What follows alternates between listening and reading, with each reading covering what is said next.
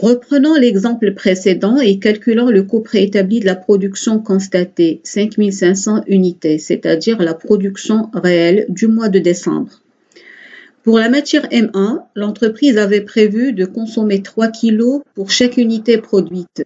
Donc, pour la production de 5500 unités réellement, l'entreprise aurait dû prévoir 3 kg fois 5500, soit 16 500 kg. Évalué à 30 dirhams le kilo, c'est le coût unitaire prévisionnel, donc un coût total de 495 000 dirhams. Pour la matière M2, l'entreprise avait prévu de consommer 2 kg par unité produite.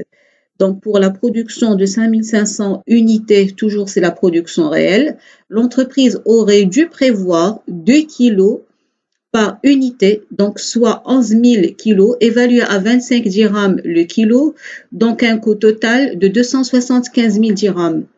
Pour la main-d'œuvre directe, l'entreprise avait prévu 2 heures pour chaque unité produite. Donc, pour réaliser la production de 5500 unités, le temps horaire préétabli est de 2 heures fois 5500, soit 11 000 heures, évalué à 50 dirhams l'heure, c'est le taux horaire prévisionnel, soit un total de 550 000 dirhams. Pour les charges d'atelier, l'activité normale de l'atelier était évaluée à 5 000 heures pour réaliser une production normale de 5 000 unités. Donc, combien d'heures l'atelier devrait travailler pour réaliser 5 500? Ça revient donc à 5 500 heures. Le coût de l'heure, bien sûr, c'est 44 dirhams, c'est le coût de l'unité d'œuvre, soit un coût préétabli de 242 000 dirhams. On aura ainsi le tableau récapitulatif suivant, qui permet de rapprocher pour le même niveau de production, soit la production réelle, le coût réel des facteurs et le coût préétabli des mêmes facteurs, c'est-à-dire combien on a consommé effectivement pour un niveau de production réel et combien on aurait dû prévoir pour le même niveau de production réelle. Comme vous le voyez bien dans ce tableau, nous avons donc une production réelle de 5500 unités. Il s'agit donc de rapprocher le coût réel de ces 5500 unités au coût préétabli toujours de cette quantité de 5500 unités. Il s'agit là d'un tableau comparatif. Je commence par la matière M1. L'entreprise a consommé réellement 13 750 kg avec un coût unitaire de 31 dirhams, toujours pour produire 5 500 unités. Or, elle aurait dû prévoir de consommer 16 500 à 30 dirhams, le coût prévisionnel, soit un écart favorable de 68 750, c'est-à-dire l'entreprise a consommé effectivement moins de ce qu'elle a prévu. La matière M2.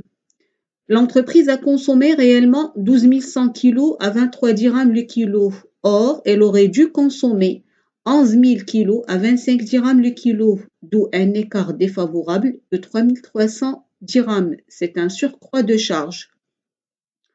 Pour la main-d'œuvre, l'entreprise a travaillé réellement 11 000 heures à 52 dirhams l'heure. Or, elle aurait dû travailler, toujours pour le même niveau de production réelle, 11 000 heures à 50 dirhams l'heure, d'où un écart défavorable de 22 000 dirhams. Enfin, pour l'atelier, l'entreprise a réalisé une activité réelle de l'atelier, c'est-à-dire 5 500 heures machine pour produire 5 500 unités, avec un coût total de 285 000, c'est le coût réel de l'atelier. Or, elle aurait dû travailler 5 500 heures pour toujours réaliser une production de 5 500 unités, avec un coût prévisionnel de 44 dirhams, soit 242 000, d'où un écart défavorable de 43 000 dirhams. Ce deuxième tableau représente le deuxième volet du tableau comparatif et qui laisse apparaître l'écart sur volume. Comme vous le voyez bien, nous avons ici une production réelle de 5 500 unités et une production normale de 5 000 unités.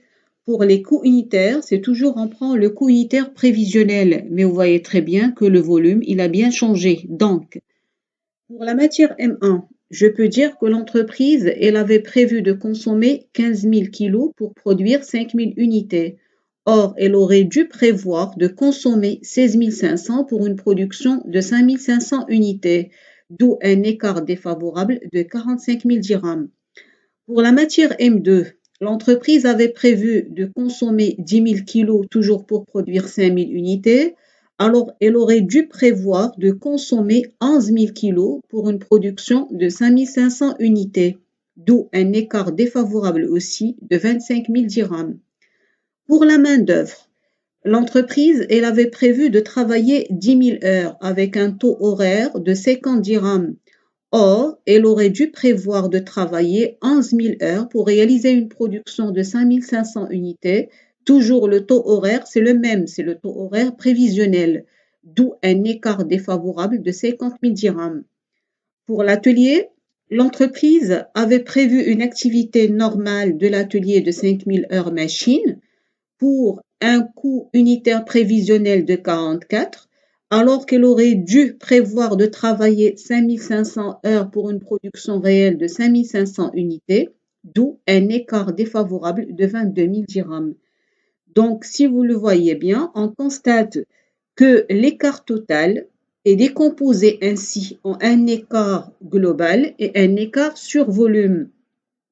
Pour l'écart global, on a rapproché le coût réel pour la production réelle au coût prévisionnel ou préétabli pour la production réelle.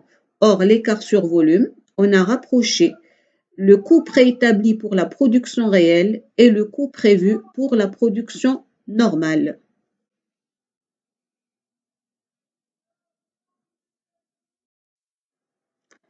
Après la décomposition de l'écart total, ou un écart sur volume et un écart global ou écart sur coût, il faut passer à l'analyse de l'écart global. Notons toutefois que l'écart sur volume ne s'analyse pas car il s'agit d'un écart issu du changement de niveau de production, c'est-à-dire la production réelle est supérieure ou inférieure à la production normale, ce qui impacte le volume des facteurs de production. Analyse de l'écart global. L'écart global relatif à la production constatée est l'écart entre le coût constaté et le coût préétabli ramené à la production constatée, c'est-à-dire une fois l'écart sur volume éliminé.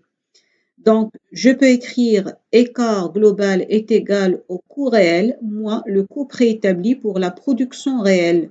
Bien sûr, cet écart global se calcule pour chaque charge directe, par exemple écart sur matière M1 sur écart sur matière M2, écart sur main-d'œuvre et ainsi de suite. Pour chaque charge indirecte, écart sur section 1, écart sur section 2 et ainsi de suite. Notez bien que l'analyse de l'écart global est différente selon qu'il s'agit de charges directes ou de charges indirectes. On va commencer par l'analyse de l'écart sur charge directe. Puisqu'il s'agit de valeurs, celles-ci sont obtenues en multipliant une quantité par un coût unitaire. Donc l'écart s'explique soit par une différence au niveau des quantités, soit par une différence au niveau des coûts. De manière très simple, je peux dire que l'écart global est égal au coût constaté moins le coût préétabli pour la production constatée. Donc cet écart, il peut provenir soit d'une variation de quantité, soit d'une variation de coût ou bien une variation de prix. L'écart sur coût est égal au coût réel moins le coût prévisionnel multiplié par la quantité constatée. Et l'écart sur quantité, c'est la quantité constatée moins la quantité préétablie valorisée au coût prévisionnel. Donc, je peux dire enfin que l'écart global, c'est un écart sur coût, appelé aussi écart sur prix, plus écart sur quantité.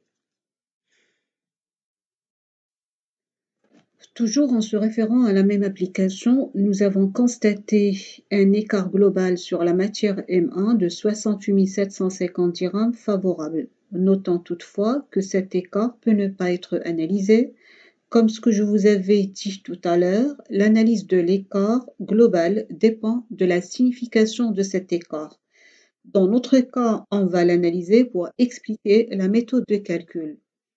Donc, l'écart global, il provient d'un écart sur quantité, c'est-à-dire la quantité réelle moins la quantité préétablie valorisée au coût prévisionnel.